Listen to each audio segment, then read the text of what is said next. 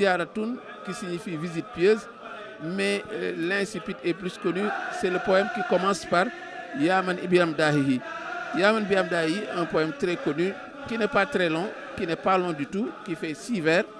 Et c'est un poème qui a été composé avec le maître Bassit.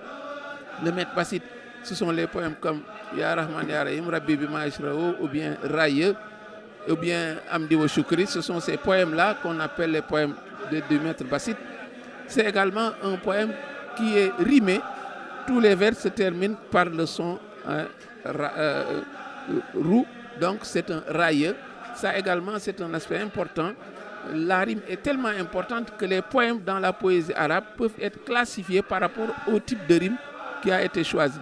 Donc, ça veut dire que donc, nous sommes en présence d'un poème qui n'est pas trop long, mais également qui est très représentatif par rapport à son contenu, mais également par l'architecture du poème, nous allons le voir.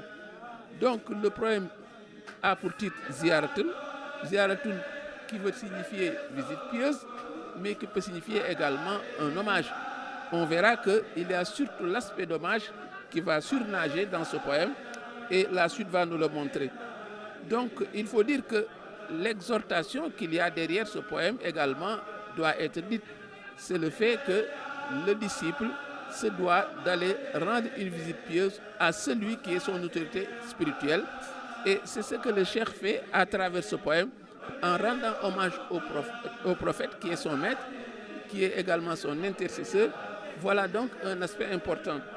Le premier vers, donc nous allons revenir sur la technique de composition du poème. D'abord, le poème est composé de 6 vers, mais il faut voir que ce sont des vers qui sont construits 2 à 2. Les 2 vers forment couple, et on verra que chaque fois qu'il y a un vers d'annonce, un vers d'amorce et un vers de chute. Le vers d'amorce, ce sont tous les vers qui sont impairs. C'est le vers 1, c'est le vers 3, c'est le vers 5. On verra également que les vers de chute sont les vers pairs, le vers 2, le vers 4 et le vers 6. Donc on va voir que le cheikh, n'est-ce pas, a structuré le texte, n'est-ce pas, d'une manière tellement harmonieuse que l'on verra que c'est surtout sur l'aspect formel que nous allons nous focaliser. Donc il y a d'abord le premier vers qui dit Ya man bi amdayi tatinil busharu, Ya Mustafa, Ya Rasulallah, Ya Basharu. Le vers, n'est-ce pas, commence, le poème commence en trombe, parce qu'on verra qu'il y a combiné dans le poème la mise en apostrophe, également les beaux noms du prophète Mohammed, paix et salut sur lui. Il l'appelle celui qui est Ya Muntaka, celui qui est le sélectionné. Il l'appelle Ya Muttaba, il l'appelle Ya Basharu, il l'appelle également Ya Man bi amdahi tatinil busharu. Le sens de ce poème est important à décrypter. Il dit ô toi qui, par l'entreprise de tes louanges, la bonne nouvelle me parvient.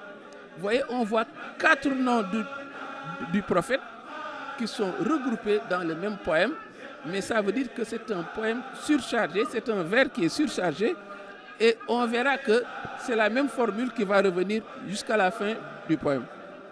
Donc, il faut dire les noms par lesquels il le désigne, nous l'avons dit tout de suite. Et il l'appelle Al-Basharu, l'homme exceptionnel. Il l'appelle Al-Mustafa, l'élu le plus pur. Il l'appelle Ya Rasulullahi, le prophète d'Allah. Il l'appelle Ya Basharu, qui est l'homme exceptionnel. Et il faut également signaler en passant cette richesse lexicale que le cheikh utilise quand il oppose Basharu et Busharu. Donc Basharu et Busharu, ce sont des paronymes parce qu'il n'y a qu'un seul son pour les séparer. Ça veut dire donc également c'est une richesse lexicale qu'il faut mettre en évidence.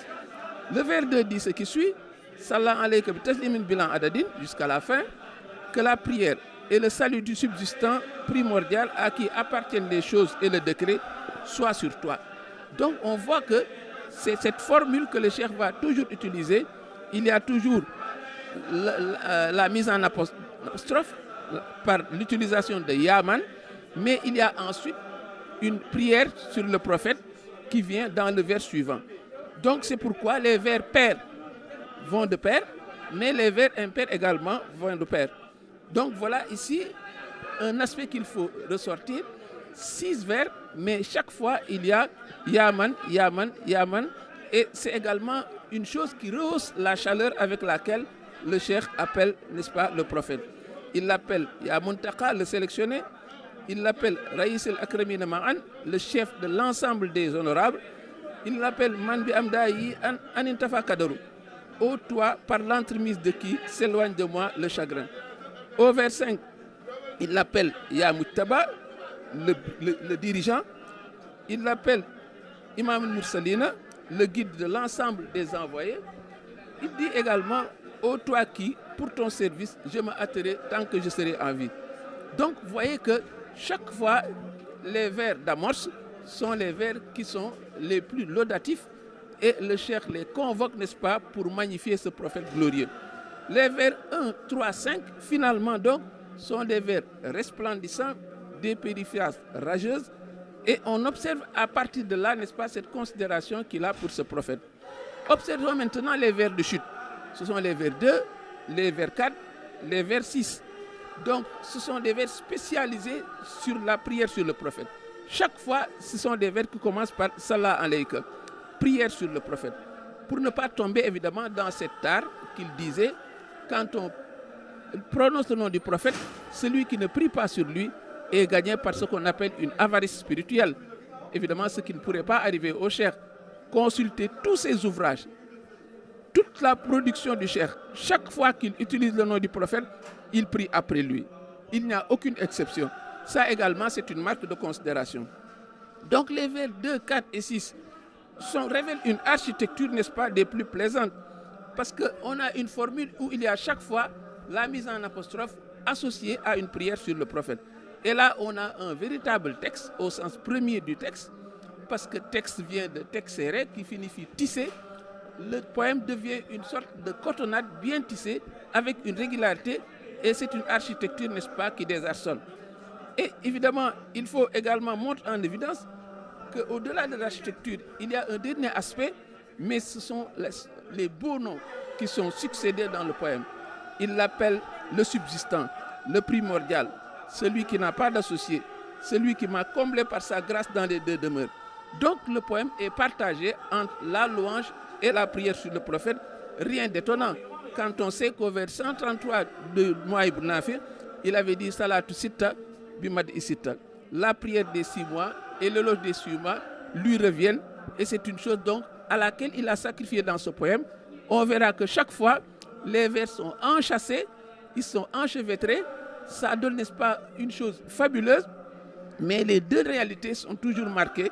C'est la prière, c'est également la louange. C'est pourquoi Yaman Yabdahi, sur ce plan, est un véritable chef-d'œuvre. Wassalamu alaikum wa rahmatullahi ta'ala wa barakatuh.